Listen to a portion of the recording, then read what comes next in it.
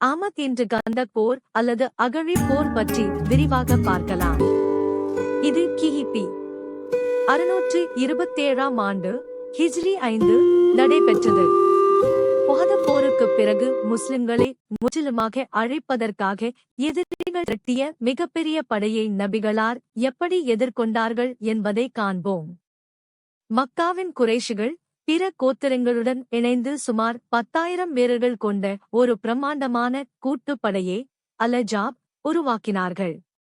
மதீனாவிலிருந்த முஸ்லிம்களின் எண்ணிக்கையோ வெறும் 3,000 மட்டுமே. இவ்வளவு பெரிய படையை நேருக்கு நேர் சந்திப்பது கடினம் என்பதை நபிகளார் உணர்ந்தார்கள். நபிகளார் தனது தோழர்களுடன் ஆலோசனையில் ஈடுபட்டபோது பாரசீகத்தை பர்ஷியா சேர்ந்த பார்சி ரலியல்லாஹு அன்ஹு ஒரு புதிய யோசனையை முன்வைத்தார்.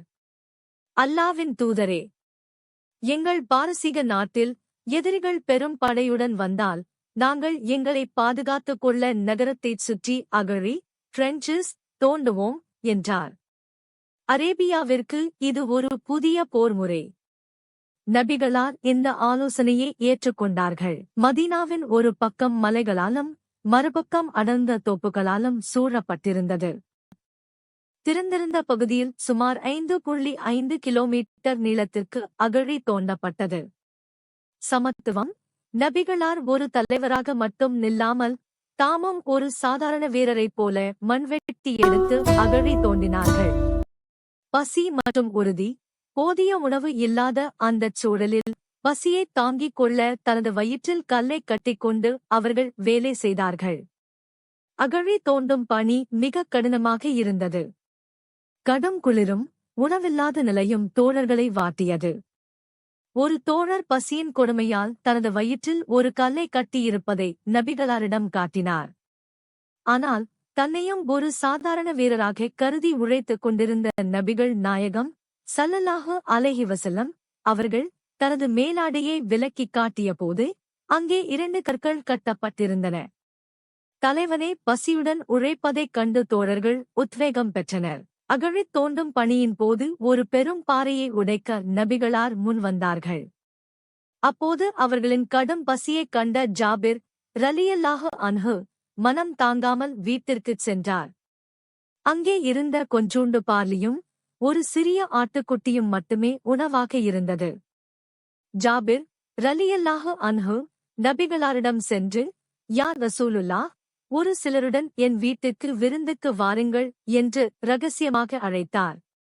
ஆனால் நபிகளாரோ அகழித் தோண்டிக் கொண்டிருந்த அத்தனை வீரர்களையும் சுமார் 3,000 பேர் பார்த்து, வாருங்கள், ஜாபிர் நமக்கு விருந்து வைத்துள்ளார் என்று உரக்க அறிவித்தார்கள். பானையை திறக்காதீர்கள், மாவையும் பிசையாதீர்கள் நபிகளாரின் கட்டளை. நபிகளார் அந்த பானையில் தனது கரங்களால் தொட இறையருள் இருந்தால் சிறு உணவும் பெரும் கூட்டத்திற்கு போதுமானதாகும். ஆச்சரியப்படும் விதமாக 3,000 வீரர்களும் வயிறாரச் சாப்பிட்டனர். அதன் பிறகும் பானையில் உணவு குறையாமல் அப்படியே இருந்தது. இது அந்த இக்கட்டான சூழலில் அவர்களுக்கு கிடைத்த பெரும் மனவலிமையாகும். ஜாபிர் ரலியல்லாஹு அன்ஹு அவர்களின் வீட்டில் இருந்த மிகக் குறைந்த உணவை வைத்து 3,000 பேருக்கு உணவளித்த அந்த அற்புதம் பரக்கத், இறை அருளால் பெருகும் வளம் என்பதன் அடையாளம். சுமார் 1 மாத கால முற்றுகைக்குப் பிறகு நபிகளாரின் பிரார்த்தனையால் ஒரு பெரும் மணல் புயலும் கடும் குளிரும் எதிரி படைகளைத் தாக்கியது. நிலைகுலைந்த எதிரிகள் போரைக் கைவிட்டு திரும்பினர். இந்தச் சம்பவம் ஒரு சமூகம் ஒற்றுமையுடனும் நம்பிக்கையுடனும் இருந்தால் எத்தகைய பெரும் படையையும் வெல்ல முடியும் என்பதற்கு சான்றாகும். கந்தக் போர் நமக்குச் சொல்லும் பாடங்கள். கலந்தாலோசனை. ஒரு தலைவர் தனக்கு எல்லாம் தெரியும் என்று நினைக்காமல் தனது தோழர்களின் சல்மான் பார்சி போன்றவர்களின் ஆலோசனைகளுக்கும் மதிப்பு கொடுக்க வேண்டும்.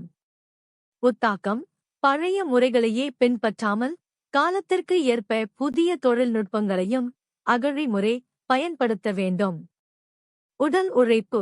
தலைமை பதவியில் இருப்பவர்கள் மக்களுடன் இணைந்து உழைக்க வேண்டும். இறைநம்பிக்கையும் முறையான திட்டமிடலும் இணையும்போது மிகக் குறைந்த வளங்களைக் கொண்டே மிகப்பெரிய காரியங்களைச் சாதிக்க முடியும் என்பதற்கு அகழி போர் கந்தக் போர் ஒரு மிகச்சிறந்த உதாரணம். 1. கூட்டு ஆலோசனையின் வலிமை. நபிகள் நாயகம் ஸல்லல்லாஹு அலைஹி வஸல்லம் அவர்கள் ஒரு தலைவராக இருந்தபோதிலும் தன்னிச்சையாக முடிவெடுக்காமல் தனது தோழர்களிடம் ஆலோசனை கேட்டார்கள். பாடம்: எவ்வளவு திறமை இருந்தாலும் பிறருடைய அனுபவத்திற்கும் புதிய சிந்தனைகளுக்கும் சல்மான் பார்சி ரலியல்லாஹு அன்ஹு அவர்களின் அகழி யோசனை போன்றது. மதிப்பு கொடுப்பது வெற்றியைத் தரும். 2. தன்னலமற்ற தலைமை. மற்றவர்கள் வேலை செய்யும்போது வேடிக்கை பார்க்காமல் தானும் ஒரு வீரராக களமிறங்கி பசியுடன் கல்லை வயிற்றில் கட்டிக்கொண்டு உழைத்தார்கள். பாடம்: ஒரு தலைவன் மக்களுடன் இணைந்து உழைக்கும்போது அந்தச் சமூகத்தின் உத்வேகம் பன்மடங்கு அதிகரிக்கும். 3. நம்பிக்கையும் சிக்கனமும். ஜாபிர் ரலியல்லாஹு அன்ஹு அவர்களின் வீட்டில் இருந்த மிகக் குறைந்த உணவை வைத்து 3000 பேருக்கு உணவளித்த அந்த அற்புதம் பரக்கத், இறை அருளால் பெருகும் வளம் என்பதன் அடையாளம்.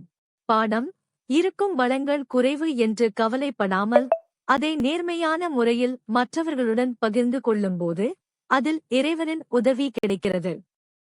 4. பொறுமையும் விடாமுயற்சியும். கடும் குளிர், பசி, எதிரிகளின் முற்றுகை என பல முனைகளில் நெருக்கடிகள் வந்தபோதும் அவர்கள் நிலைகுலையவில்லை. பாடம்: சோதனையான காலங்களில் ஒற்றுமையாகவும் நம்பிக்கையோடும் செயல்பட்டால் எதிர்பாராத திசையிலிருந்து மண்ணுக்கும் காற்றுக்கும் இறைவன் கட்டளையிட்டது போல உதவி வரும். இந்த போருக்குப் பிறகுதான் இஸ்லாமிய அரசின் வலிமை அரேபியா முழுவதும் உணரப்பட்டது.